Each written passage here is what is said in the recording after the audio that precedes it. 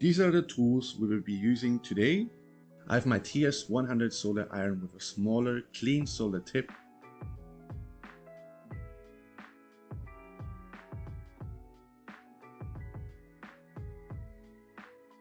To work with more precision, make sure to use some tweezers because the wires are easier to grab. We have two sizes of hex head screws today, the H2.0 and H1.5.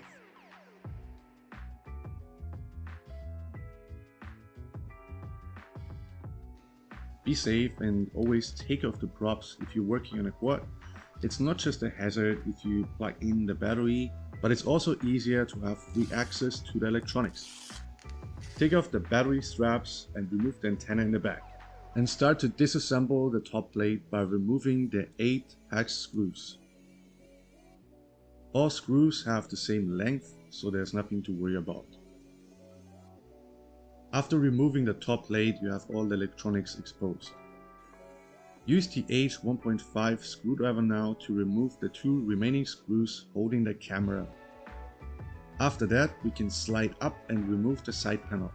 Be careful, there's wires inside connecting the LED strips.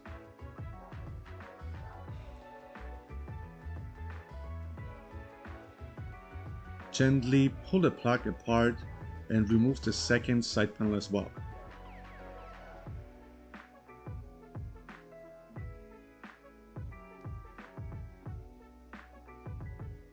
There's 6 wires coming from the GPS, we will only be using 4 today. The 2 additional wires are the compass we won't need for the GPS rescue feature. Pull out the module while pushing down the TPU with your finger. We don't want to pull too hard as there are still wires connected to the FC.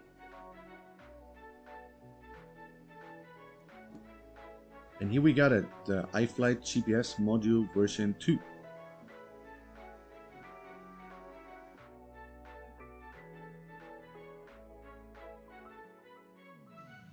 I'm demonstrating now how to desolder wires from the FC and purposely using 2 less heat on my solder tip. As it's small, it can't transfer heat that well.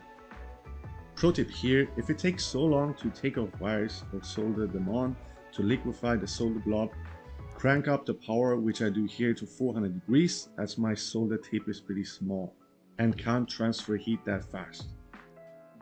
Fast in and out is always the safest to point transfer heat on the solder pad and not damage surrounding components. I'm removing the 2 power wires and 2 RX-TX wires to the GPS.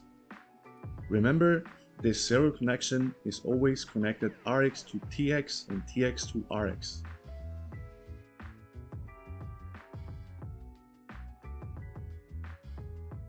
To start the assembly process, we need the wiring diagram from the iFlight Google Drive. The link is in the video description. In my case, I got the digital version here with a Caddx Polar. I'm using the iFlight F5 TwinG, which has no plugs for the GPS module. If you're on the analog version, you can just plug and play, plug in the GPS module in your flight controller.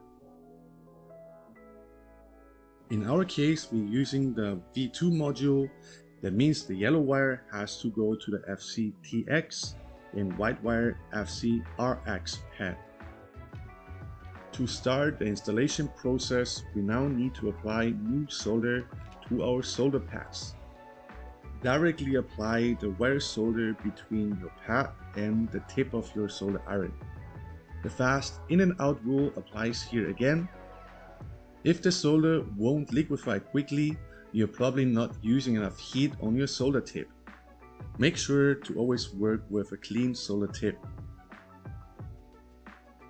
This is how our 4 pre-tinned solder pads look like. We also need to pre-tin our wires again, applying new solder on every end. Rule of thumb, keep the wire ends as short as the solder pads are big. Now use the tweezers and grab the wire pretty close to the end. Precisely move it to the solder pad and apply some quick heat. A small solder blob should form around the wire and secure it on the pad. If you feel like it's not pretty enough or the solder blob didn't form well, Try to correct the wire position while applying new heat.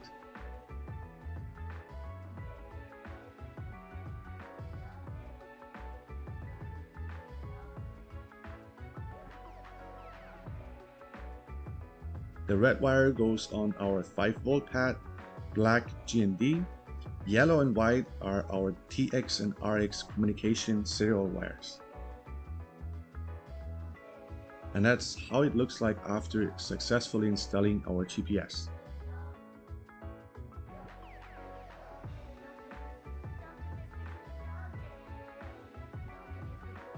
The last step will be connecting the wire harness plug with the GPS module.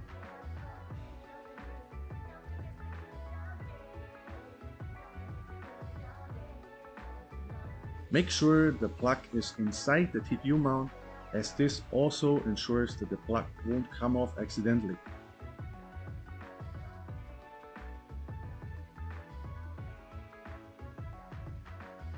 Our GPS is now installed and soldered on correctly. We just need to install the side panels. Don't forget to plug in the LED wires. Go in reverse order, install the screws of the camera and then the top plate. That's it for today guys, hope that helps and see you next time.